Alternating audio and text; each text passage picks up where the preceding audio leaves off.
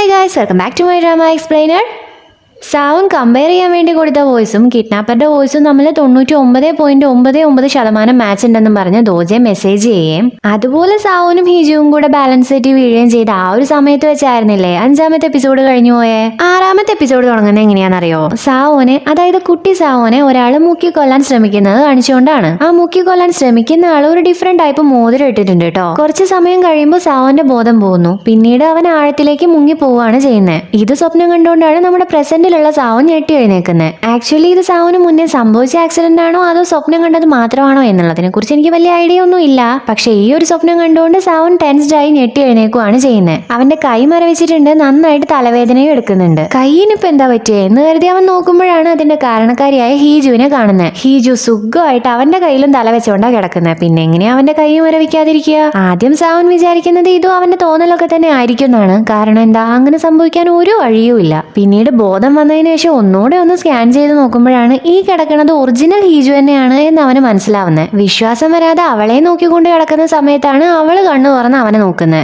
പിന്നെ പറയണോ, രണ്ടും കൂടെ ഞെട്ടിപ്പിണഞ്ഞ് എഴുന്നേക്കുവാണ് ചെയ്യുന്നത്. അവർക്ക് ഷോക്കായിരിക്കും, എന്നാൽ ഞാൻ എന്തായാലും ഹാപ്പിയാണ്. ഇതൊക്കെയല്ലേ നമ്മുടെ ഒരു സന്തോഷം. സാവനാണെങ്കിൽ മുഖം കഴുകി സത്യത്തിൽ എന്താണ് സംഭവിച്ചത് എന്ന് കണ്ടുപിടിക്കാനുള്ള കഷ്ടപ്പാടിലാണ്. എത്ര തന്നെ തല പുകഞ്ഞിരുന്ന് ആലോചിച്ചിട്ടും ഹീജു അവനെ അപ്പാർട്ട്മെന്റിലേക്ക് കൂട്ടിക്കൊണ്ടുവന്നതും അത് കഴിഞ്ഞ് രണ്ടും കൂടെ ബാലൻസ് തെറ്റി വീഴാൻ പോയതും മാത്രമേ അവന് ഓർമ്മയുള്ളൂ. ബാക്കി എന്താ സംഭവിച്ചതെന്ന് സാറിന് നോ ഐഡിയ. അത് എത്ര തന്നെ നിന്ന് ആലോചിച്ച് നോക്കിയിട്ടും അതിന്റെ ഉത്തരം കിട്ടാത്തത് കാരണം ദോജയോട് പറഞ്ഞ കാര്യം എന്തായി എന്നറിയാൻ വേണ്ടി അവൻ ഫോൺ എടുത്ത് നോക്കുവാണ്. ഫോൺ സ്വിച്ച് ഓഫ് ആണ്. സോ അവൻ ഫോണും ചാർജിനിട്ട് ഹീജുവിനോട് സംസാരിക്കാനുള്ള ഒരു ഉദ്ദേശത്തിൽ വന്നിരിക്കുവാണ്. ഇപ്പൊ നമ്മളെങ്ങനെയാ രാത്രി ഒരുമിച്ച് അതുപോലെ ഫ്ലോറിൽ കിടന്നേ എന്ന് സാവൻ ചോദിക്കുന്നു. സംഭവിച്ച എല്ലാ കാര്യങ്ങളും ഞാൻ ഹോണസ്റ്റ് ആയിട്ട് പറയട്ടെ എന്ന് ഹീജു ചോദിക്കുന്നത് കേട്ട്, ഹോണസ്റ്റ് ആയിട്ടോ എല്ലാ കാര്യവോ? ഇങ്ങനെയൊക്കെ ചോദിക്കാൻ മാത്രം ഇപ്പൊ എന്താ സംഭവിച്ചേ എന്നാണ് അവൻ ചോദിക്കുന്നത്. അടുത്തത് എങ്ങനെ എന്ത് ടൈപ്പ് ചെയ്യുമെന്ന് അറിയാതെ നാണിച്ചിരിക്കുന്ന ഹീജുവിനെ കണ്ട് സാവൻ, ദൈവമേ ഇവളിപ്പോ എന്തിനാ ഇങ്ങനെയൊക്കെ റിയാക്ട് ചെയ്യുന്നേ, അതിനും മാത്രം ഇപ്പൊ എന്താ സംഭവിച്ചേ എന്ന് ചിന്തിച്ച് ക്ലൂലെസ് ആയിട്ട് ഇരിക്കുവാണ്. ഈ സമയത്ത് ഫോൺ റിങ് ചെയ്യുന്ന സൗണ്ട് ആയിട്ട് സാവൻ അത് അറ്റൻഡ് ചെയ്യാൻ പോകുന്നു. ദോജയാണ് കോൾ ചെയ്യുന്നത്. സാവന്റെ ഫോൺ സ്വിച്ച് ഓഫ് ആയി പോയത് കാരണം അവനൊരു കുഴപ്പവും ഇല്ലല്ലോ എന്ന് ഉറപ്പ് വരുത്താൻ വേണ്ടിയായിരുന്നു ദോജയെ കോൾ ചെയ്തത്. ഞാൻ നിന്നോടൊരു ഹെൽപ്പ് ചോദിച്ചിട്ടുണ്ടായിരുന്നില്ലേ, അതെന്തായി എന്ന് സാവൻ ചോദിക്കുന്നു. ഇന്നലെ തന്നെ ഞാനത് മെസ്സേജ് ചെയ്തിട്ടുണ്ടായിരുന്നല്ലോ എന്ന് ദോജയെ പറയുന്നത് കേട്ട് സാവൻ ഇപ്പൊ മെസ്സേജ് എടുത്ത് നോക്കുവാണ്. ആ രണ്ട് വോയിസും തമ്മിൽ 99.99% മാച്ച് ഉണ്ട് എന്നുള്ള ആ ഒരു മെസ്സേജ് സാവൻ അവിടെ ഇരുന്ന് പോവുകയാണ്. സാവൻ ഓഫീസിലെത്തിയതിനു ശേഷം ആ ഫോൺ കോളുമായി ബന്ധപ്പെട്ടുള്ള കാര്യങ്ങൾ അനലൈസ് ചെയ്തിട്ട് പ്രസന്റ് ചെയ്യുവാണ് ദോജെ. ഈ ഫോൺ കോൾസ് എല്ലാം അനലൈസ് ചെയ്യുമ്പോൾ നമുക്ക് മനസ്സിലാവുന്നത് കിഡ്നാപ്പ് ചെയ്തതും ഫയർ ആക്സിഡന്റും നഴ്സിംഗ് ഹോമിലെ ഇൻസിഡന്റും ഒന്നും തമ്മിൽ 406 ഒരു ബന്ധവും ഇല്ല എന്നുള്ളതാണ്. ഇതിന്റെ എല്ലാം പുറകിൽ വേറെ ആരോ ഉണ്ട് എന്ന് പറയുന്നു. ഈ നടന്ന ക്രൈംസും 406 തമ്മിൽ ഒരു ബന്ധവും ഇല്ലാന്ന് എനിക്കറിയാം. പിന്നെ വേറൊരു കാര്യം, ഈ വിളിക്കുന്നത് ആരാണെന്ന് എനിക്കറിയാം, പക്ഷെ ഇപ്പൊ എനിക്കത് പറയാൻ പറ്റില്ല എന്ന് പറഞ്ഞ് സാവൻ ദോജയോട് അതിന് സോറി പറയുന്നു. കൂടെ തന്നെ ഈ വിളിക്കുന്ന ആളും ക്രൈം ചെയ്യുന്ന ആളും തമ്മിലുള്ള ബന്ധം കണ്ടുപിടിക്കാൻ സാവൻ പറയുവാണ്. ഇത് പറഞ്ഞു കഴിയുന്നതും സാവന്റെ കണ്ടീഷൻ മോശമാവുന്നത് കണ്ട് ദോജ അവനോട് ഓക്കെ ആണോ എന്ന് ചോദിക്കുന്നു. ആദ്യം ഓക്കെ ആണെന്ന് പറഞ്ഞ സാവൻ പിന്നീട് ഞാൻ ഓക്കെ അല്ല, മറ്റാരെക്കാളും നന്നായിട്ട് ഏത് കാര്യത്തിലും നല്ല തീരുമാനം എടുക്കാൻ പറ്റുന്ന ഒരാളാണ് ഞാൻ എന്നാണ് ഞാൻ എന്നെ കുറിച്ച് വിചാരിച്ചത്. ഒരു ട്രാപ്പിലും വീഴാതെയാണ് ഇത്രയും കാലം ജീവിച്ചത് എന്ന് തന്നെയാണ് ഞാൻ ചിന്തിച്ചിരുന്നത്. പക്ഷേ എന്തുകൊണ്ടാ ഇതൊന്നും ഞാൻ മനസ്സിലാക്കാതിരുന്നേ? ഒന്ന് ചിന്തിച്ചു നോക്കുമ്പോൾ ആ വിളിക്കുന്ന ആൾ ആരാണ് എന്നറിയാൻ വേണ്ടിയിട്ട് ഒരുപാട് ഹിന്റുകൾ ഉണ്ടായിരുന്നു. ഒരുപക്ഷെ ഞാനതെല്ലാം ഇഗ്നോർ ചെയ്തതായിരിക്കാം. അത് സത്യമായിരിക്കില്ല എന്നാണ് ഞാൻ വിശ്വസിച്ചത്. അതിനേക്കാൾ ഏറെ അത് സത്യമായിരിക്കരുതേ എന്നാണ് ഞാൻ പ്രതീക്ഷിച്ചത്. സത്യത്തിൽ ഞാൻ അങ്ങനെ പ്രതീക്ഷിക്കാൻ പാടില്ലായിരുന്നു. ഇങ്ങനെ സംഭവിക്കാൻ സാധ്യതയുണ്ടെന്ന് ഞാൻ ചെറുതായിട്ടെങ്കിലും ചിന്തിച്ചിട്ടുണ്ടായിരുന്നെങ്കിൽ എന്ത് ചെയ്യണമെന്ന് അറിയാതെ ഇതുപോലെ നോക്കിയിരിക്കേണ്ട ഒരു അവസ്ഥ എനിക്ക് വരില്ലായിരുന്നു എന്ന് സാവൻ പറയുന്നു. തന്നെ വിളിച്ച് ഹീജുവിനെ ഒഴിവാക്കണം എന്ന് പറഞ്ഞ് ബ്ലാക്ക്മെയിൽ ചെയ്യുന്ന ആള് ഹീജു തന്നെയാണെന്നറിഞ്ഞ് അവള് വിളിക്കുന്ന ഓരോ സമയത്തും, അതായത് ഓരോ കോൾ ചെയ്യുന്ന സമയത്തും അവള് പറഞ്ഞ ഓരോ കാര്യങ്ങളും അവൻ വീണ്ടും വീണ്ടും ആലോചിച്ച് നോക്കുവാണ്. ഈ ഒരു സിറ്റുവേഷനോട് എങ്ങനെയാണ് പ്രതികരിക്കേണ്ടത് എന്ന് എത്ര ആലോചിച്ചിട്ടും അവന് മനസ്സിലാവുന്നില്ല. ഇപ്പൊ ഹീജു സാവന് സൈൻ ലാംഗ്വേജ് പഠിപ്പിക്കാൻ വേണ്ടി വന്നിരിക്കുവാണ്. അവൻ നേരത്തെ തന്നെ അവിടെ എത്തിയിട്ടുണ്ട്. ഹീജു ഇന്നവനെ പഠിപ്പിക്കാൻ ഉദ്ദേശിക്കുന്ന സൈനിന്റെ ഒരു പ്രിന്റ് കൊടുക്കുന്നതും സാവൻ അത് കാര്യമാക്കാതെ അവൻ എഴുതിയതിന്റെ സൈൻ എന്താണെന്ന് പറഞ്ഞു കൊടുക്കാൻ പറയുവാണ്. 100 ക്വസ്റ്റ്യനും 100 ആൻസറും ഇല്ലേ, അതിലാണ് കേട്ടോ അവൻ എഴുതിയിട്ടുള്ളത്. നുണ, ദേഷ്യം, വെറുപ്പ്, തെറ്റിദ്ധാരണ, ക്ഷമ, ഇതൊക്കെയാണ് അവൻ അതിൽ എഴുതിയിട്ടുള്ളത്. ഞാൻ നിന്റെ തെറ്റുകളൊക്കെ ക്ഷമിച്ചു തന്നിട്ടുണ്ട് എന്നെങ്ങനെയാ സൈൻ ലാംഗ്വേജിൽ പറയാ എന്ന് സാവൻ ചോദിക്കുന്നു. ഹീജു അത് കാണിച്ചു കൊടുക്കുന്നു. സാവൻ അത് റിപ്പീറ്റ് ചെയ്യാനും നോക്കുന്നുണ്ട്. എന്നാൽ ക്ഷമിച്ചു തന്നിരിക്കുന്നു എന്ന് പറയുന്നത് അവനെ കൊണ്ട് ചെയ്യാൻ പറ്റുന്നില്ല. അവൻ കൂടുതൽ ട്രൈ ചെയ്ത് നോക്കുന്നുമില്ല. ക്ഷമിക്കുന്നത് നല്ല ഡിഫിക്കൽട്ടാണ് എന്നാണ് അവൻ പറയുന്നത്. തന്നോട് ക്ഷമിക്കുന്ന കാര്യമാണ് സാവൻ ഇപ്പൊ ഇവിടെ പറഞ്ഞത് എന്ന് മനസ്സിലാവാതെ ഹീജു അവനെ നോക്കിക്കൊണ്ടിരിക്കുവാണ്. ഫ്രസ്ട്രേറ്റഡ് ആയിക്കൊണ്ട് ക്ലാസ് നിർത്താന്നും പറഞ്ഞ് അവന്റെ ഫയലെടുത്ത് അവനിപ്പോ പുറത്തേക്ക് പോകുന്നു. സാവൻ പുറത്തേക്ക് വരുന്ന സമയത്ത് അവന്റെ ഫയലിൽ നിന്ന് ഒരു പേപ്പർ താഴെ വീഴുന്നു. ഹീജു ഒരു പ്രിന്റ് കൊടുത്തിട്ടുണ്ടായിരുന്നില്ലേ, ആ പ്രിന്റ് ആണ് കേട്ടോ താഴെ വീഴുന്നത്. അവനത് എടുത്തു നോക്കി എന്തൊക്കെയോ ആലോചിക്കുന്നു. ഇവിടെ ഇതേ സമയം സാവുന്റെ അമ്മ ഒരു ഫോട്ടോ നോക്കിക്കൊണ്ട് ഡ്രിങ്ക് ചെയ്തുകൊണ്ടിരിക്കുവാണ്. സാവുന്റെ അച്ഛൻ അങ്ങോട്ട് വരുന്നതും അമ്മ ആ ഫോട്ടോ എടുത്തു വെക്കുവാണ് ചെയ്യുന്നത്. അച്ഛൻ വന്നപാടെ ഈന കുറിയിലേക്ക് തിരിച്ചെത്തിയിട്ടുണ്ട്, നീ എന്തായാലും അവളെ കാണണം, എന്നിട്ട് എന്തിനാണ് അങ്ങനെ ഒരു പരിപാടി ചെയ്തത് എന്ന് ചോദിക്കണം എന്ന് പറയുന്നു. എന്നാൽ സാവുന്റെ അമ്മ അത് കെയർ ചെയ്യാതെ ഡ്രിങ്ക് ചെയ്തുകൊണ്ടിരിക്കുവാണ്. നീ ഇപ്പോഴേ കുടിക്കുവാണോ എന്ന് അച്ഛൻ ചോദിക്കുന്നു. കുടിക്കാൻ പറ്റില്ല എന്നാണോ, അതും ഇന്നത്തെ പോലെ ഒരു ദിവസം എന്ന് അമ്മ ചോദിക്കുന്നു. ഇന്നത്തെ ദിവസത്തിന് ഇപ്പൊ എന്താ പ്രത്യേകത എന്ന് അച്ഛൻ ചോദിക്കുമ്പോ, ആർക്കും ഓർമ്മയില്ലാത്തൊരു ദിവസം എന്ന് പറയുന്നത് ആരും ഓർക്കാൻ പാടില്ലാത്തൊരു ദിവസമാണ് എന്നാണ് നിന്റെ അച്ഛൻ പറഞ്ഞത് എന്ന് അമ്മ പറയുന്നു. അതുകൊണ്ട് നീ എന്തിനാ അതാലോചിച്ച് കെയർ ചെയ്യുന്നേ, നിന്റെ കുറ്റബോധം കുറയ്ക്കാൻ വേണ്ടിയിട്ടാണോ? നീ ചുമ്മാ എന്നെ ചിരിപ്പിക്കരുത്. 20 വർഷത്തിന് മുന്നേ നമുക്ക് രണ്ടുപേർക്കും കിട്ടിയത് എന്തായിരുന്നു എന്നറിയോ, സ്വാതന്ത്ര്യമായിരുന്നു എന്ന് ദേഷ്യത്തിൽ പറഞ്ഞ് അച്ഛൻ അവിടുന്ന് പോകുന്നു. സാവുന്റെ അച്ഛൻ ആ റൂമിൽ നിന്നും പോകുന്നതും അമ്മ ആലോചിക്കുന്നത് ഒരുപാട് വർഷങ്ങൾക്ക് മുന്നേ നടന്നൊരു സംഭവമാണ്. ഒരു അക്വേറിയത്തിലെ മീനിനെ ഫുള്ള് ആരോ കൊന്നിട്ടിരിക്കുന്ന കണ്ട് അമ്മ ഷോക്ക് ആവുകയാണ്. കൂടെ തന്നെ ഒരു റൂമിന്റെ ഡോറ് ലോക്ക് ചെയ്തിടുന്നു. ആ റൂമിലുള്ള കുട്ടി ഒരുപാട് കരയുന്നുണ്ട്. ആ കുട്ടിയുടെ ഫേസ് ഒന്നും കാണിക്കുന്നില്ല കേട്ടോ. ഡോറ് തുറക്കാൻ പറഞ്ഞ ആ കുട്ടി ഒരുപാട് കരയുന്നുണ്ട്. എന്നാൽ അമ്മ ആ ഡോറ് തുറന്നു കൊടുക്കുന്നില്ല. ആ നടന്ന കാര്യങ്ങൾ ആലോചിച്ച് അമ്മ സാഡ് ആവുന്നു. അമ്മ നോക്കിയിട്ടുണ്ടായിരുന്ന ഒരു ഫോട്ടോ ഇല്ലേ, ആ ഫോട്ടോ ഒരു കുട്ടിയുടെയും പൂച്ചയുടെയും ഫോട്ടോയാണ് കേട്ടോ. ഇപ്പോഴും ആ കുട്ടിയുടെ മുഖം കാണിക്കുന്നില്ല. ഇവിടെ ഹീജു ഒരു അക്വേറിയത്തിലേക്ക് വന്നിരിക്കുവാണ് അവളുടെ ചേച്ചിയെ, അതായത് ഈനയെ കാണാൻ വേണ്ടിയിട്ട്. ഇവിടെ വെച്ച് മീറ്റ് ചെയ്യാന്നും പറഞ്ഞ് ഈന മെസ്സേജ് ചെയ്തിട്ടുണ്ടായിരുന്നു. അതുകൊണ്ടാണ് ഇപ്പൊ ഹീജു അങ്ങോട്ടേക്ക് വന്നിട്ടുള്ളത്. ഹീജു പേടിച്ചാണ് ഈനയുടെ അടുത്തേക്ക് പോകുന്നത്. എന്നാൽ ഈന അവളെ കാണുന്നതും വളരെ സന്തോഷത്തോടെ ഹീജു എന്നും വിളിച്ച് സംസാരിക്കാൻ തുടങ്ങുവാണ്. ഇത് കാണുന്നതും ഹീജു കൺഫ്യൂസ് ആവുകയാണ്. ഹീജു മാത്രമല്ല കേട്ടോ, ഞാനും കൺഫ്യൂസ് ആണ്. എന്റെ മനസ്സിൽ ഈന ഒരു വില്ലത്തിയാണ് ഇപ്പോഴും. അതെ, എന്നിട്ടും എന്തുകൊണ്ട് അവൾ ചിരിച്ച് സംസാരിക്കുന്നു? ഈന ഹീജുവിന്റെ കൈ പിടിച്ച് എങ്ങനെയുണ്ട് നിനക്ക്, സുഖമാണോ എന്ന് എക്സൈറ്റഡ് ആയി ചോദിക്കുന്നു. ഇതൂടെ ആവുന്നതും ഹീജുവിന്റെ കൺഫ്യൂഷൻ ഒക്കെ മാറിയിട്ട് ഷോക്കാണ് വരുന്നത്. ഈന, നമ്മൾ ചെറുതായിരുന്നപ്പോ ഇടയ്ക്കിടയ്ക്ക് അക്വേറിയത്തിലേക്ക് വരുമായിരുന്നില്ലേ, വെള്ളത്തിലേക്ക് നോക്കിക്കൊണ്ടിരിക്കുമ്പോ പറഞ്ഞറിയിക്കാൻ പറ്റാത്തൊരു സമാധാനമായിരുന്നു എനിക്ക് ഉണ്ടായിരുന്നത്. നിനക്ക് ഈ മെർമൈഡ് ഷോ കാണുന്നത് ഇഷ്ടമല്ലായിരുന്നോ, അതിപ്പോ തുടങ്ങും, നമുക്ക് എന്തായാലും കാണണം എന്ന് പറഞ്ഞ് ഞാൻ ഇതുപോലെ സംസാരിക്കുന്ന കേട്ടിട്ട് നിനക്ക് അത്ഭുതമായിരിക്കും തോന്നുന്നല്ലേ. എന്തോ ഭാഗ്യത്തിന് എന്റെ സർജറി നന്നായിട്ട് കഴിഞ്ഞു. ചെറുപ്പത്തിൽ ഒരു സർജറി ചെയ്തിട്ടും എനിക്ക് ഒരു മാറ്റവും ഉണ്ടായിരുന്നില്ല. ഞാൻ ഒരുപാട് മാറി, പക്ഷേ നീ എന്താ ഇപ്പോഴും പണ്ടത്തെ പോലെ തന്നെ എന്ന് ചോദിക്കുന്നു. ഹീജുവിന്റെ സംശയം കണ്ട് നിനക്ക് ഇപ്പൊ സംസാരിക്കാം, മിണ്ടാണ്ടിരിക്കേണ്ട ഒരു കാര്യവും ഇല്ല എന്ന് ഈന പറയുന്നു. ഈന ഫോൺ എടുത്ത് നിനക്ക് എല്ലാം അറിയായിരുന്നോ എന്ന് ടൈപ്പ് ചെയ്ത് ചോദിക്കുന്നു. നീ സംസാരിക്കാത്തത് ഞാൻ കാരണമാണെന്ന് എനിക്കറിയായിരുന്നു എന്നുള്ള ഈനയുടെ ഉത്തരം കേട്ട് ഹീജു ദേഷ്യത്തിൽ അവിടുന്ന് പോകുന്നു.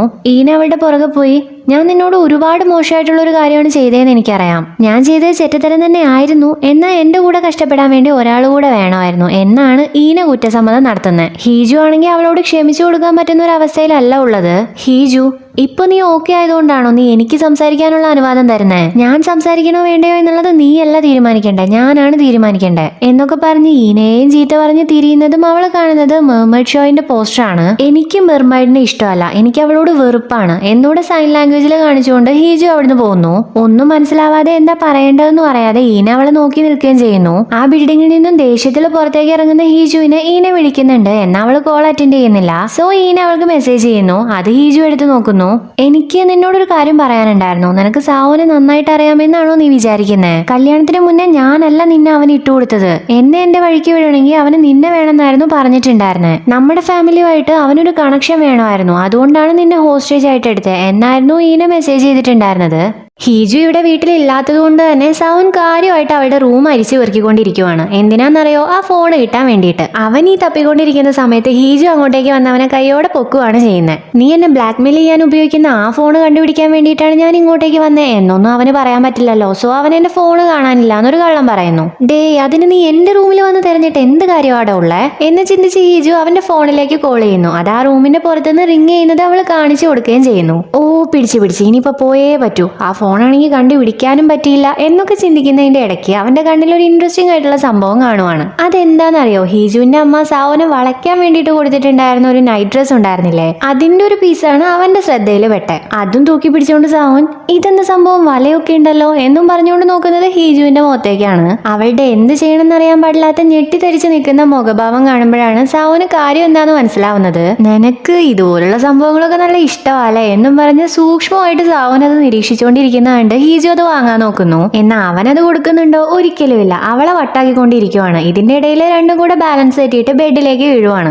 അവന്റെ ചുണ്ട് കാണുന്ന സമയത്ത് ഹീജു ആലോചിക്കുന്നത് സാവോൻ നൈറ്റ് അവളോട് എന്തോ പറഞ്ഞതായിരുന്നു. എന്നാൽ സാവോന് അവന്റെ മറന്നുപോയ മെമ്മറി തിരിച്ചു കിട്ടുക ചെയ്യുന്നത്. വീണതിന് ശേഷം എന്തായിരുന്നു സംഭവിച്ചതെന്ന് തല പുകഞ്ഞ് ആലോചിച്ചിരുന്ന സാവോന് വീണതിന് ശേഷം കിസ് ചെയ്യുമായിരുന്നു ചെയ്തേ എന്ന് മനസ്സിലാവുന്നു. അങ്ങനെയൊന്നും സംഭവിക്കാൻ ഒരു സാധ്യതയും ഇല്ല എന്ന് തോന്നിയത് കാരണം ഹീജുവിനോട് അതിനെക്കുറിച്ച് അവൻ ചോദിക്കാൻ വരുമായിരുന്നു.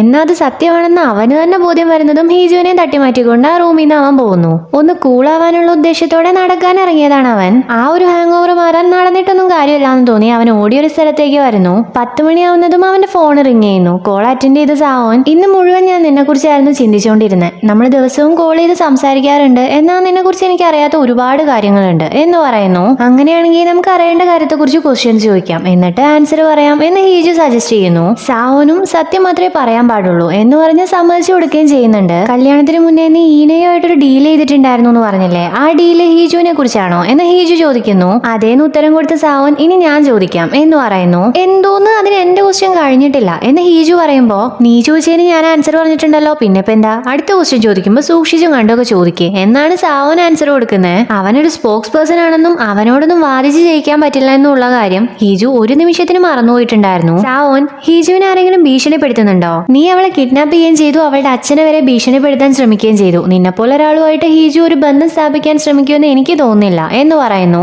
അവന്റെ സംശയം സമ്മതിച്ചു കൊടുത്ത് ഹീജു അവൾക്ക് അറിയേണ്ട കാര്യം ചോദിക്കുന്നു. ഈനയെ കല്യാണത്തിൽ നിന്ന് ഒഴിവാക്കുന്നതിന്റെ പകരമായിട്ടാണോ നീ ഹീജുവിനെ ചോദിച്ചേ എന്നാണ് അവള് ചോദിക്കുന്നത്. അതെ, അത് സത്യമാണ്. ഞാൻ എപ്പോഴും ദുസ്വപ്നം കാണാറുണ്ട്. ചെറുപ്പത്തിൽ ആ ദുസ്വപ്നം കാണുന്നത് ഒരുപാട് കൂടുതലായിരുന്നു. അത് കാരണം എനിക്ക് ഉറക്കം വരാറുണ്ടായിരുന്നില്ല. സ്ട്രീറ്റിലൂടെ നടക്കുമായിരുന്നു ഞാൻ ചെയ്തിട്ടുണ്ടായിരുന്നത്. ആ സമയത്ത് എന്നെ കാമാക്കാൻ ഹെൽപ്പ് ചെയ്തിട്ടുണ്ടായിരുന്നത് അടുത്ത വീട്ടിലെ ഒരു കുട്ടിയായിരുന്നു. അവള് കൈകൊണ്ട് കാണിക്കുന്ന ആംഗ്യങ്ങൾ നോക്കി നിൽക്കുന്ന സമയത്ത് ഞാൻ റിലാക്സ്ഡ് ആവുമായിരുന്നു. എല്ലാ ദിവസവും രാത്രി അവള് സൈൻ ലാംഗ്വേജ് പ്രാക്ടീസ് ചെയ്യുമായിരുന്നു. എന്നെ ഹെൽപ്പ് ചെയ്യാൻ അവൾക്ക് പറ്റാറുണ്ടായിരുന്നു. എന്നാൽ അവൾക്ക് വേണ്ടിയിട്ട് അവിടെ ആരും ഉണ്ടായിരുന്നില്ല. കാരണം അവളെ സംബന്ധിച്ച് ചെയർമാന്റെ വീടെന്ന് പറയുന്നത് ഒരു ജയിലാണ്. ജയില് പോലെയുള്ള ആ ഒരു വീട്ടിൽ നിന്നും അവളെ രക്ഷപ്പെടുത്തണം എന്നായിരുന്നു ഞാൻ വിചാരിച്ചിട്ടുണ്ടായിരുന്നത്. പക്ഷേ അവൾക്ക് പുതിയൊരു ജയിലായിട്ടായിരിക്കും ഞാൻ മാറുക എന്ന് ഞാൻ ഒരിക്കലും വിചാരിച്ചിട്ടുണ്ടായിരുന്നില്ല എന്ന് സാവോൻ ഹീജുവിനെ കുറിച്ച് ഹീജുവിനോട് തന്നെ പറയുന്നു. അവളെ എന്തിനു വേണ്ടിയായിരുന്നു വിവാഹം കഴിച്ചത് എന്നും എന്നാൽ ഇപ്പൊ അവരുടെ ലൈഫ് എങ്ങനെയാണ് പോകുന്നത് എന്നും പറഞ്ഞുകൊണ്ട് സാവോൻ, എന്റെ കൂടെയുള്ള ഒരു ജീവിതം ജയില് പോലെ അവൾക്ക് തോന്നുന്നത് കൊണ്ടായിരിക്കാം ഡിവോഴ്സിന് വേണ്ടി അവൾ ആഗ്രഹിക്കുന്നത് എന്നൂടെ അവൻ പറയുന്നു.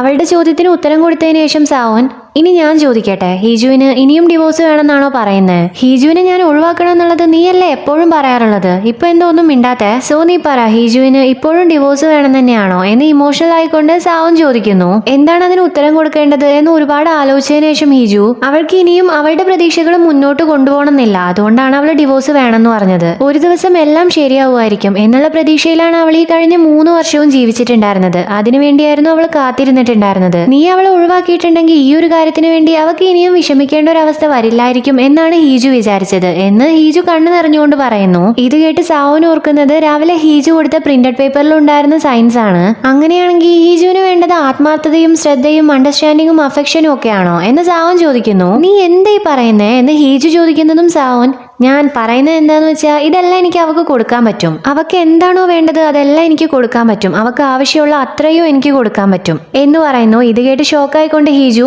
നിനക്ക് പെട്ടെന്ന് ഇപ്പൊ ഇങ്ങനെയൊക്കെ തോന്നാൻ എന്താ? ഞാൻ ജീവിച്ചിരിപ്പുണ്ടോന്നോ മരിച്ചോന്നോ അല്ലെങ്കിൽ നിന്നെ കൂടെ ഉണ്ടോന്നോ ഇല്ലയോന്നോ ഒന്നും നീ ഇതുവരെ കാര്യമാക്കിയിട്ടുണ്ടായിരുന്നില്ലല്ലോ. ഇപ്പൊ എന്താ നിനക്ക് ഇങ്ങനെയൊക്കെ തോന്നുന്നേ എന്ന് അവൾ ചോദിക്കുന്നു. കാരണം ഈ കല്യാണം ഒരിക്കലും ഹീജു വേണമെന്ന് കരുതിയതായിരുന്നില്ല. എന്തെങ്കിലും ഒരു ദിവസം അവളെ വിട്ടുകൊടുക്കേണ്ടി വരും എന്ന് എനിക്ക് തോന്നിയിരുന്നു. അതുകൊണ്ടാണ് ഞാനൊരു ഹോസ്റ്റേജ് ആയിട്ട് അവളെ കൊണ്ടുവന്ന് താമസിപ്പിച്ചത് എന്ന് സാവോൻ പറയുന്നു. ഹീജുവിന് വിവാഹത്തിന് ഇഷ്ടമില്ലാത്തത് കാരണം അവളെ ഒരു ദിവസം നഷ്ടപ്പെടേണ്ടി വരും എന്ന് കരുതിയായിരുന്നു ഇത്രയും കാലം സാവോൻ അവളോട് ക്രൂരമായിട്ട് പെരുമാറിയിരുന്നത് എന്ന് ഹീജുവിന് മനസ്സിലാവുന്നു. എന്നാൽ ഹീജുവിന് വേണ്ടത് അറ്റാച്ച്മെന്റ് ആണെങ്കിൽ ഇത്രയും കാലം ഞാൻ എങ്ങനെയായിരുന്നു ഇനി മുതൽ ഞാൻ അങ്ങനെ ആയിരിക്കില്ല.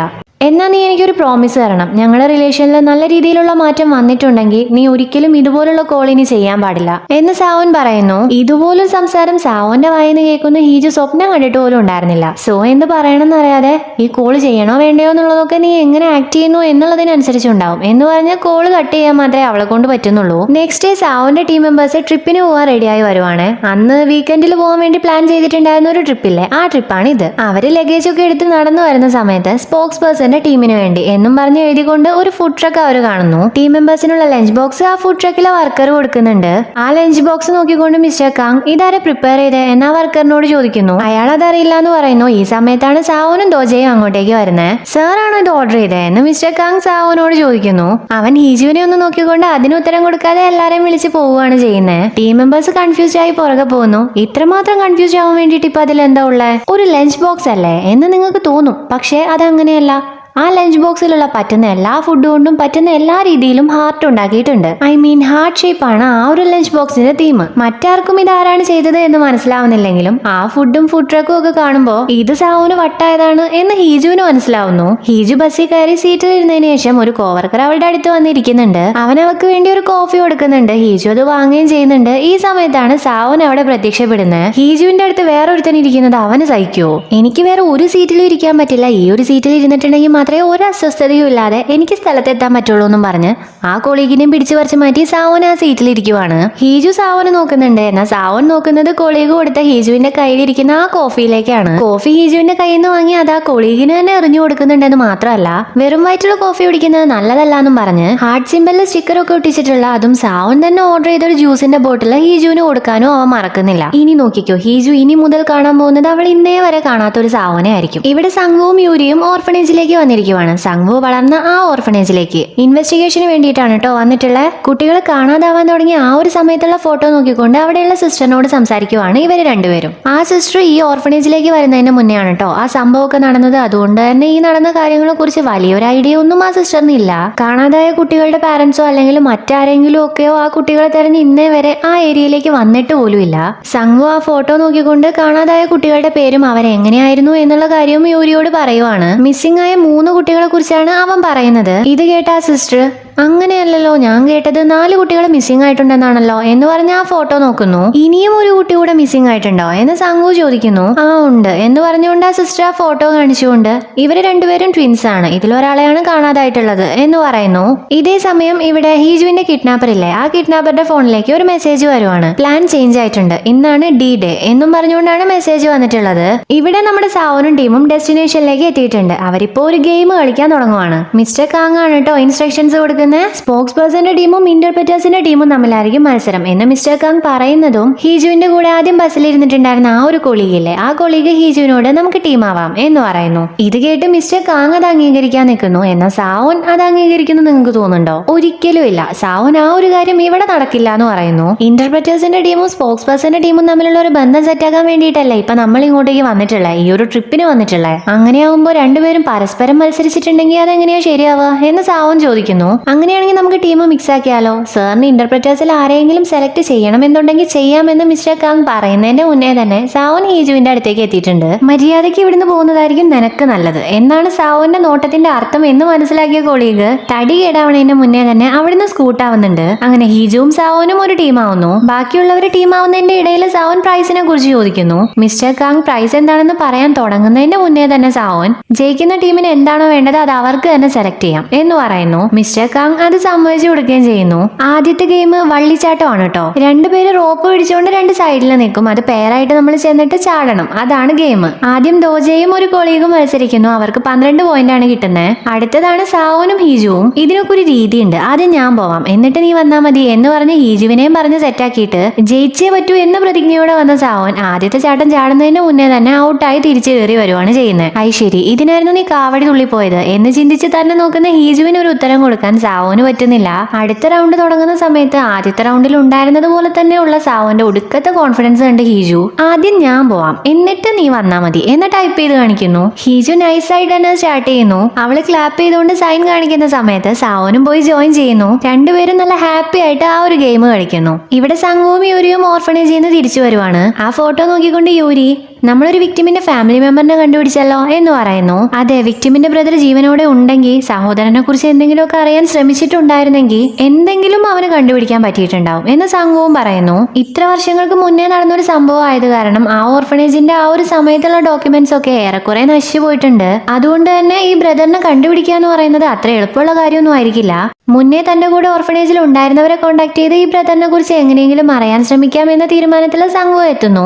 ഇവിടെ ഇതേ സമയം അടുത്ത ഗെയിം സ്റ്റാർട്ട് ചെയ്യാനായിട്ടുണ്ട്. പേരിന്റെ കാല് കെട്ടിയിട്ട് ഓടുന്ന ഒരു ഗെയിമില്ലേ, ആ ഗെയിമാണ് അടുത്തത്. സാവനും ഹീജുവും മത്സരിക്കാൻ റെഡി ആയിട്ട് നിൽക്കുവാണ്. മത്സരം സ്റ്റാർട്ട് ചെയ്യുന്നു. അവർ ആ ഗെയിമിൽ ജയിക്കുകയും ചെയ്യുന്നു. എല്ലാവരും അവർക്ക് വേണ്ടി ക്ലാപ്പ് ചെയ്ത് കൺഗ്രാറ്റ്സ് പറയുവാണ്. സാവൻ ആ കാലിലെ ബെൽറ്റ് അഴിക്കുന്നതും സന്തോഷം കൊണ്ട് ഹീജുവിനെ എടുത്ത് കറക്കുവാണ് ചെയ്യുന്നത്. അത് കണ്ട് ഇത്രയും നേരം ക്ലാപ്പ് ചെയ്തുകൊണ്ടിരുന്നവരൊക്കെ ഒന്നും മനസ്സിലാവാതെ നോക്കുവാണ് ചെയ്യുന്നത്. പിന്നീട് ഹീജു സാവോനെ തട്ടുന്ന സമയത്താണ് അവന് ബോധം വരുന്നത്. എല്ലാവരും നോക്കുന്ന നോട്ടം കണ്ട് സാവോൻ സോറി, ഞാൻ കുറച്ച് ഹാപ്പി ആയിപ്പോയി എന്ന് പറയുന്നു. മത്സരങ്ങൾ ജയിച്ചത് കാരണം ഇനി അടുത്തത് എന്താ വേണ്ടേ? പ്രൈസ് അല്ലേ. ജയിക്കുന്ന ടീമിന് പ്രൈസ് സെലക്ട് ചെയ്യാനായിരുന്നല്ലോ പറഞ്ഞു വെച്ചിട്ടുണ്ടായിരുന്നേ. സാവൻ ചോദിക്കുന്ന പ്രൈസ് എന്താണെന്നറിയോ? ഹീജുവിന്റെ കൂടെ ഫോട്ടോ എടുക്കുക എന്നുള്ളതാണ്. അവര് നിൽക്കുന്നത് കണ്ട് മിസ്റ്റർ കാങ് നിങ്ങൾ ഇപ്പൊ തന്നെ അടി ഉണ്ടാക്കിയോ, കുറച്ചൊന്ന് ചേർന്ന് നിൽക്കാൻ നോക്ക് എന്ന് പറയുന്നു. വീണ്ടും മിസ്റ്റർ കാങ് അപ്പൊ ഈ ഫോട്ടോ മാത്രം പ്രൈസ് ആയിട്ട് മതി എന്നാണോ പറയുന്നത്? മീറ്റ് ഉണ്ട്, റൈസ് ഉണ്ട്, എന്ത് വേണേലും നിങ്ങൾക്ക് പ്രൈസ് ആയിട്ട് വാങ്ങാലോ എന്ന് പറയുന്നു. എന്നാ അതൊന്നും വേണ്ട, ഫോട്ടോ മാത്രം മതി എന്നാണ് സാവൻ പറയുന്നത്. അതുകൊണ്ട് തന്നെ മിസ്റ്റർ കാങ് തന്റെ ഫോട്ടോ എടുപ്പ് തുടങ്ങുന്നു. പോസ് പറഞ്ഞു കൊടുത്ത് അവസാനം ഒരു ഹാർട്ട് കാണിക്കാനും മിസ്റ്റർ കാങ് പറയുന്നുണ്ട്. സാവൻ മടിച്ച് അവസാനം ഹാർട്ട് കാണിക്കുന്നു. ഹീജു അവനെ ഒന്ന് അത്ഭുതത്തോടെ നോക്കിക്കൊണ്ട് ആ ഹാർട്ട് കംപ്ലീറ്റ് ചെയ്യുകയും ചെയ്യുന്നു. ഇത് കണ്ട് എന്നെ പോലെ തന്നെ മിസ്റ്റർ കാങ്ങും നല്ല ഹാപ്പിയാണ് കേട്ടോ. ഹീജുവിനെയും സാവോനെയും ഷിപ്പ് ചെയ്യുന്ന കാര്യത്തിൽ മിസ്റ്റർ കാങ്ങും അത്ര മോശമൊന്നും അല്ലാന്ന് തോന്നുന്നു. അങ്ങനെ അവരുടെ നല്ലൊരു ക്യൂട്ട് ഫോട്ടോ എടുക്കുവാണ്. ഇനി അടുത്ത ആക്ടിവിറ്റി എന്താണെന്നറിയോ? ഹൈക്കിംഗ് ആണ്. മിസ്റ്റർ കാങ് ആണെങ്കിൽ കേറി ആകെ മൊത്തം ക്ഷീണിച്ചിട്ട് നമുക്ക് റെസ്റ്റ് എടുത്തിട്ട് പോവാം എന്ന് പറഞ്ഞിട്ട് ഇരിക്കുവാണ്. ഓ, ഡ്രസ്സൊക്കെ ഇട്ടിരിക്കുന്ന കണ്ടപ്പോ ഞാൻ വിചാരിച്ച് ഹിമാലയം കയറാനുള്ള പവർ ഉണ്ടാവുന്നു എന്നും പറഞ്ഞ് ദോജെ നടന്നു പോകുന്നു. വേറൊരു കൊളീഗും അതെ അത് തന്നെ, നടക്കാൻ പോലും വൈകി പിന്നെ നിന്നെ ഈ മല കയറുന്ന പരിപാടിയും കൊണ്ട് നിങ്ങൾ വന്നേ എന്ന് ചോദിക്കുന്നു. ആഹാ, ഇത് എന്റെ ഐഡിയ ആണെന്നാണോ നിങ്ങൾ പറയുന്നേ? ഒരിക്കലും അല്ല, ആ പറന്നു പോകുന്ന ഒരു മനുഷ്യനെ കണ്ടോ, അങ്ങനെയാണ് ഇതിന്റെ എല്ലാം പിന്നില് എന്ന് സാവോനെ കാണിച്ചുകൊണ്ട് മിസ്റ്റർ കാങ് പറയുന്നു. ഓ, ഹീജുവിന് നല്ല സ്റ്റാമിന ഉണ്ടല്ലോ എന്നൊരു കൊളീഗ് പറയുന്നു. സ്റ്റാമിന മാത്രമോ? അവർക്ക് രണ്ടുപേർക്കും നല്ല കെമിസ്ട്രിയും ഉണ്ട് എന്ന് വേറൊരു കൊളീഗും പറയുന്നു. ഇതൊക്കെ കേട്ട് മിസ്റ്റർ കാങ് ആണെങ്കിൽ കല്യാണം കഴിഞ്ഞ ഒരു വ്യക്തിയെ കുറിച്ചാണ് നിങ്ങൾ ഈ അപവാദം പറഞ്ഞു വരുത്തണേ എന്ന് പറയുകയും ചെയ്യുന്നു. ഇവിടെ സാവൻ മുന്നിലും ഹീജു പുറകിലുമായിട്ടാണ് നടക്കുന്നത്. ഇടയ്ക്കിടയ്ക്ക് ഹീജുവിനെ ചെക്ക് ചെയ്യാൻ സാവൻ മറക്കുന്നുമില്ല. അവൾ ടയേർഡ് ആവുന്നതും സാവൻ അവളുടെ കൈ പിടിച്ച് കയറ്റുന്നു. അവൻ ഹീജുവിനെ ഒന്ന് നോക്കി ഈ ഷർട്ട് മാത്രമാണോ നിന്റെ കയ്യിലുള്ളത് എന്ന് ചോദിക്കുന്നു. അവളൊരു ടീഷർട്ട് മാത്രമാണ് ഇട്ടിരിക്കുന്നത്. സോ അവൻ തന്റെ ജാക്കറ്റ് അടിച്ച് ഹീജുവിന്റെ അരയിൽ കെട്ടിക്കൊടുക്കുകയാണ് ചെയ്യുന്നത്. ഈ വിയർപ്പ് കുറച്ചു കഴിഞ്ഞാൽ മാറും, അപ്പൊ നല്ല തണുപ്പായിരിക്കും, ആ സമയത്ത് ഇതിട്ടോണം എന്ന് സാവൻ പറയുന്നു. ജാക്കറ്റ് കെട്ടുന്ന ചടങ്ങ് കഴിഞ്ഞ് വീണ്ടും ആ മല കയറുന്ന സാവനെ കണ്ട് ഹീജു അത്ഭുതത്തോടെയാണ് നോക്കുന്നത്. ഇവളിനി എത്ര അത്ഭുതപ്പെടാൻ കിടക്കണു. എനിവേ, സാവോന്റെ ഹെൽപ്പോടുകൂടെ നമ്മുടെ ഹീജുവും സാവോനും ടോപ്പിലേക്ക് എത്തുവാണ്. അവിടെ എത്തുന്നതും അവര് നല്ല ഹാപ്പി ആവുന്നു. കാരണം അത്രയ്ക്ക് ഭംഗിയുണ്ട് ആ സ്ഥലം കാണാനായിട്ട്. ടീം മെമ്പേഴ്സ് എല്ലാം അവിടെ എത്തിയതിനു ശേഷം ഇപ്പൊ അവര് ഗ്രൂപ്പ് ഫോട്ടോ എടുക്കാനുള്ള ഒരു ഉദ്ദേശത്തിലാണ്. എന്നാൽ ആ ഒരു ഫോട്ടോ എടുക്കുന്നതിന് മുന്നേ തന്നെ കുറച്ച് മിഡിൽ ഏജ്ഡ് ആയിട്ടുള്ള ആളുകൾ അങ്ങോട്ടേക്ക് വരികയും സാവോനെ കണ്ടതിലുള്ള സന്തോഷം പ്രകടിപ്പിക്കുകയും ചെയ്യുന്നു. അതുകൊണ്ട് അവരുടെ ഫോട്ടോ എടുപ്പ് അവിടെ നിൽക്കുന്നു. പകരം ബാക്കിയുള്ള ടൂറിസ്റ്റുകൾ എല്ലാവരും കൂടെ ഇടിച്ചു കയറി വന്ന് സാവോന്റെ കൂടെ ഫോട്ടോ എടുക്കാൻ തിരക്ക് കൂട്ടുന്നു. ഈ ഒരു തിക്കിന്റെയും തിരക്കിന്റെയും ഒക്കെ ഇടയിൽ ഹീജു ഒരുപാട് പുറകിലേക്ക് വരുന്നുണ്ട്. അവരുടെ തൊട്ടു പുറകിൽ ഇപ്പൊ കാടാണ്. അതുകൊണ്ട് അവർക്ക് പേടിയാവുന്നുണ്ട്. പേടിക്കാതിരിക്കോ, വീണാ തീർന്നില്ലേ. ഇപ്പൊ ചറ പറ ഫോട്ടോ എടുക്കുന്നതിന്റെ ഇടയ്ക്ക് ഒരാൾ അലറുന്ന സൗണ്ട് കേൾക്കുവാണ്. സാവോന്റെ കൊളീഗായിരുന്നു ആ അലറി കരഞ്ഞിട്ടുണ്ടായിരുന്നത്. ആരോ വീണു എന്നാണ് അവര് പറയുന്നത്. ഞെട്ടിക്കൊണ്ട് സാവോൻ ആരാ വീണതെന്ന് ചോദിക്കുന്നു. ഹീജു ആണ് വീണതെന്ന് ഹീജുവിന്റെ കൂടെ ബസ്സിലിരുന്നിട്ടുണ്ടായിരുന്ന ആ കൊളീഗില്ലേ അവൻ പറയുന്നതും സാവോൻ അവള് വീണ സ്ഥലത്തേക്ക് നോക്കിക്കൊണ്ട് അവളുടെ പേര് വിളിച്ച് അലറുന്നു. അവള് നിന്നപ്പോഴേ എനിക്ക് നല്ല ഡൗട്ട് ഉണ്ടായിരുന്നു, ഇപ്പൊ അവള് താഴെ പോകുന്നു. അവിടെയുള്ള എല്ലാവരും ഇനി എന്താ ചെയ്യാന്ന് ഒരു ഐഡിയ ഇല്ലാതെ നിൽക്കുവാണ്. ഇത് കണ്ടോ, ഇത്രയും വലിയൊരു മലയിൽ എവിടെ പോയി അവളെ തിരയാനാ? എന്തായാലും കുറച്ച് സമയത്തിനകം ഫയർഫോഴ്സ് വന്ന് അവരുടെ പണി തുടങ്ങുന്നു. എന്തായിരുന്നു സംഭവിച്ചതെന്ന് മിസ്റ്റർ കാങ് അവർക്ക് എക്സ്പ്ലെയിൻ ചെയ്ത് കൊടുക്കാൻ ശ്രമിക്കുന്നുണ്ട്.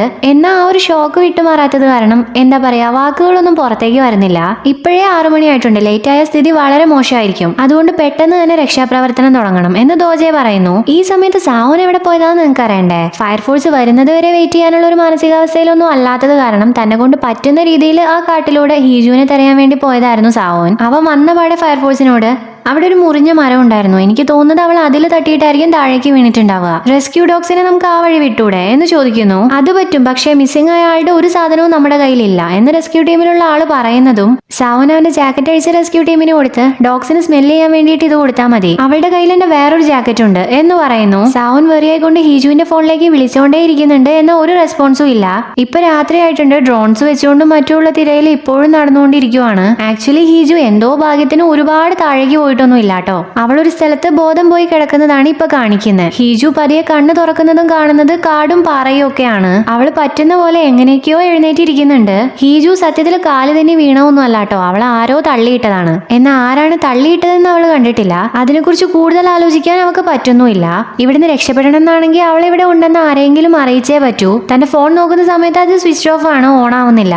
പക്ഷെ പേടിക്കേണ്ട കാര്യമല്ല, അവളുടെ കയ്യിൽ കിഡ്നാപ്പറുടെ ഫോൺ ഉണ്ടല്ലോ, അതെടുത്ത് നേരെ ഫയർഫോഴ്സിനും ആംബുലൻസിനും ഒക്കെ വിളിക്കുന്നുണ്ട്. എന്നാൽ കോള് പോകുന്നില്ല. അപ്പോഴാണ് ഈ ഫോണിൽ നിന്ന് സാവോനെ മാത്രമേ വിളിക്കാൻ പറ്റുള്ളൂ എന്നാ കിഡ്നാപ്പർ പറഞ്ഞത് അവൾക്ക് ഓർമ്മ വരുന്നത്. ആ കിഡ്നാപ്പർ പറഞ്ഞ കാര്യം സത്യമായിരുന്നു എന്ന് മനസ്സിലാക്കിയ ഹീജു ഹോപ്പ്ലെസ് ആയിട്ട് അവിടെ ഇരിക്കുവാണ്. സാവോൻ ഇപ്പോഴും ഹീജുവിന്റെ പേരും വിളിച്ച് ആ കാട്ടിലൂടെ എല്ലാം നടക്കുവാണ്. സ്പോക്സ് പേഴ്സന്റെ ടീമിൽ ഒരാൾ അപകടത്തിൽപ്പെട്ടു എന്ന് അറിഞ്ഞിട്ടുണ്ടെങ്കിൽ അതൊരു ന്യൂസ് തന്നെയാണല്ലോ. അതുകൊണ്ട് തന്നെ റിപ്പോർട്ടേഴ്സ് അവനെ കോൾ ചെയ്തോണ്ടേ ഇരിക്കുന്നുണ്ട്. അവൻ കോൾ എടുക്കാത്ത കണ്ട് റെസ്ക്യൂ ടീം ഓഫീസർ ഈ കോളൊന്നും നിങ്ങൾ എടുക്കുന്നില്ലേ എന്ന് ചോദിക്കുന്നു. ഇല്ല, ഞാൻ വേറൊരു കോളിന് വേണ്ടി വെയിറ്റ് ചെയ്തുകൊണ്ടിരിക്കുവാണ് എന്ന് സാവോന് ഉത്തരം കൊടുക്കുന്നു. ഇവിടെ ഹീജു സാവോന്റെ ജാക്കറ്റ് എടുത്തിട്ടിട്ടുണ്ട്. വേദനയും തണുപ്പൊന്നും അവൾക്ക് സഹിക്കാൻ പറ്റുന്നില്ല.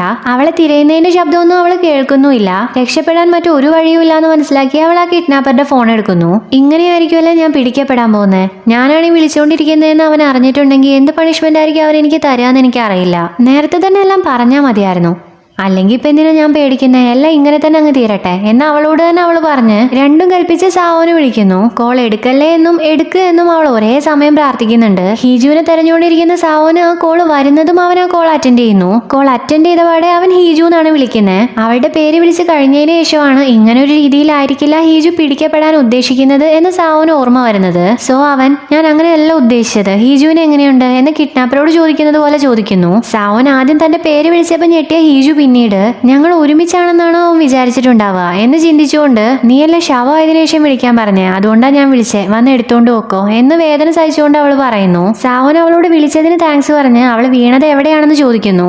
അവിടെ കുറെ കാർഡ് മാത്രമേ അവൾക്ക് കാണാൻ പറ്റുന്നുള്ളൂ, സോ അവൾ അറിയില്ല എന്ന് പറയുന്നു. സാവോൻ ഹീജുവിന്റെ ബാഗിൽ ഞാനൊരു ഫസ്റ്റ് എയ്ഡ് കിറ്റ് വെച്ചിട്ടുണ്ട്, അതിന്റെ താഴെയായിട്ട് ഒരു പോർട്ടബിൾ ഫ്ലെയർ ഉണ്ട്, അത് കണ്ടുപിടിച്ച് യൂസ് ചെയ്യാൻ ഹീജുവിന് പറ്റും തന്നെയാണ് ഞാൻ പ്രതീക്ഷിക്കുന്നത് എന്ന് പറയുന്നത് കേട്ട് ഹീജു എങ്ങനെയൊക്കെയോ അത് തെരഞ്ഞെടുക്കുന്നു. സാവോനാണെങ്കിൽ കൺസേണും വെറിയും പേടിയും എല്ലാം കൂടെ കൂടിയൊരു അവസ്ഥയിലാണുള്ളത്. ഹീജുവിന് തണുക്കുന്നുണ്ടെന്ന് നിനക്ക് തോന്നുന്നുണ്ടോ? അവൾ ഞാൻ കൊടുത്ത ജാക്കറ്റ് ഉപയോഗിച്ചിട്ടുണ്ടോ ഇല്ലയോ എന്നുള്ള കാര്യം എനിക്ക് അറിയില്ല. അവളുടെ ബാഗിൽ വെള്ളമുണ്ട്, അവൾ ഡീഹൈഡ്രേറ്റഡ് ആവാൻ പാടില്ലല്ലോ എന്ന് പേടിയോടെ പറയുന്ന സമയത്ത് അവൾ ആ ഫ്ലെയർ യൂസ് ചെയ്യുന്നു. അവള് വെള്ളം പോലും കുടിച്ചിട്ടുണ്ടാവില്ലല്ലോ എന്നും പറഞ്ഞ് സാവോൻ ഇവിടെ കരയുവാണ്. ഈ സമയത്ത് അവൾ കൊടുത്ത സിഗ്നൽ കണ്ടുകൊണ്ട് സാവോൻ ഒരുപാട് പ്രതീക്ഷയോടെ ഞാനത് കണ്ടു എന്ന് പറയുന്നു. വേദന സഹിക്കാൻ വയ്യാതെ അവൾ പെട്ടെന്ന് അവനോട് വരാൻ പറയുന്നത് കേട്ട് സാവോൻ ഞാൻ വന്നോണ്ടിരിക്കുവാണ്, കോള് കട്ട് ചെയ്യണ്ട എന്ന് പറഞ്ഞ് നിനക്ക് സാധിക്കുമെങ്കിൽ ഞാൻ ഇപ്പൊ അങ്ങോട്ടേക്ക് എത്തും, പേടിക്കണ്ട എന്ന് ഹീജുവിനോടൊന്ന് പറയോ എന്ന് ചോദിച്ച് ആ സിഗ്നൽ കണ്ട ഭാഗത്തേക്ക് സാവോൻ ഓടുവാണ് ചെയ്യുന്നത്. വാവ്, ഈ ഒരു സീനിൽ അവരുടെ ഇമോഷൻസ് ഉണ്ടല്ലോ, സത്യം പറഞ്ഞാൽ അതൊന്നും ഒരിക്കലും എക്സ്പ്ലെയിൻ ചെയ്യാൻ പറ്റില്ല, അത്രയ്ക്ക് അടിപൊളിയാണ്. ശരി, അപ്പൊ ഇനി എന്താ കാണിക്കുന്നതെന്ന് അറിയോ? ഹീജുവും സാവോനും എങ്ങനെയാണ് ആ ഫ്ലോറിൽ തന്നെ കിടന്നുറങ്ങിയെന്നാണ് കാണിക്കുന്നത്. ഹീജുവിനോടുള്ള എന്റെ ശരിക്കുള്ള ഫീലിങ്സ് എന്താണെന്ന് അറിയോ നിനക്ക് എന്ന് സാവോൻ ചോദിച്ചത് ഓർമ്മയുണ്ടോ?